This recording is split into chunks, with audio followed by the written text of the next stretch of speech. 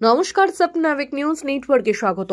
এই মুহূর্তে যে খবরের দিকে নজর দেব, উত্তরপ্রদেশের আমরোহায় দিল্লি লখনৌ জাতীয় সড়কে গাড়ি দুর্ঘটনায় মৃত 4 ডাক্তারি পড়ুয়ার মধ্যে একজন বেলঘড়িয়ার বাসিন্দা।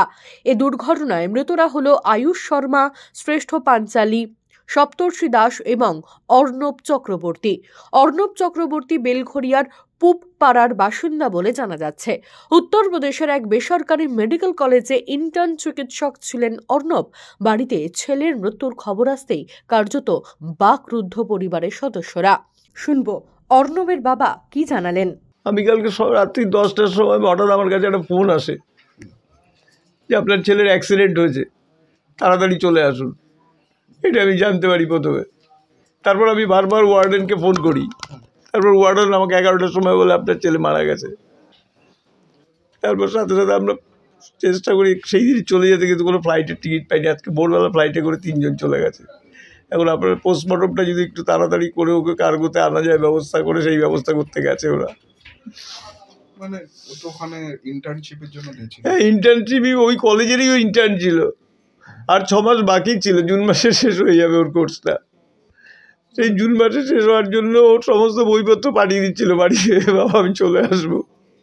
কি করে অ্যাক্সিডেন্ট হলো কিছু বলেছে পুলিশ আমাদেরকে যে 4 জন ডাক্তারবাবু ছিলেন, 4 জন ডাক্তারবাবু ফিরছিলেন, তখন ডাম্পারে এসে একটা ওই গাড়িটা ধাক্কা মারে।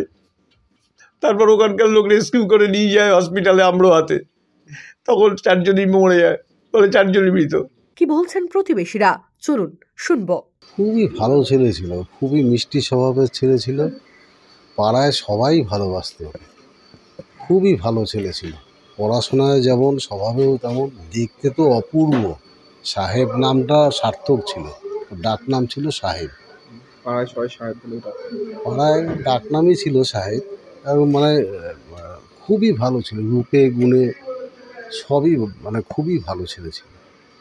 হ্যাঁ, মানে ও যে চলে গেছে, এই মানে ওর মৃত্যুটা যে এরকম, এটা আমরা কেউ কল্পনা করতে পারছি না। মানে এতটা প্যাথেটিক মৃত্যু। ও বাড়ি চলে আসার কথা ছিল, ও ডাক্তারি শিপ ইন্টার্ন চলছিল। এখন আরও কিছুদিন রাখার পরে তারপরে হয়তো সার্টিফিকেট দিত, বাড়ি চলে আসতে পারত, এবং বাড়ি চলে আসার প্রস্তুতিও নিচ্ছিল।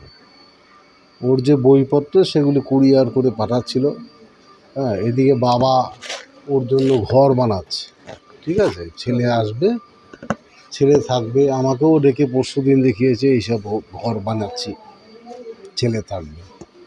পরশুদিন ডেকে পাঠিয়েছে, এবং ঢালাইয়ের সমস্ত মিস্ত্রি কাজকর্ম চলছে, সব জিনিসপত্র। তার যে এই পরিণতি হবে আমরা কেউ কল্পনা করতে পারি না। উল্লেখ্য, বুধবার রাতে গাড়ি নিয়ে ঘুরতে বেরিয়েছিল 4 বন্ধু। আমরোহার রাজবপুর এলাকার আত্রাসির কাছে আচমকা গাড়িটি নিয়ন্ত্রণ হারিয়ে সামনে থাকা ট্রাকে ধাক্কা মারলে মুহূর্তের মধ্যে দুমড়ে মুচড়ে যায় গাড়িটি।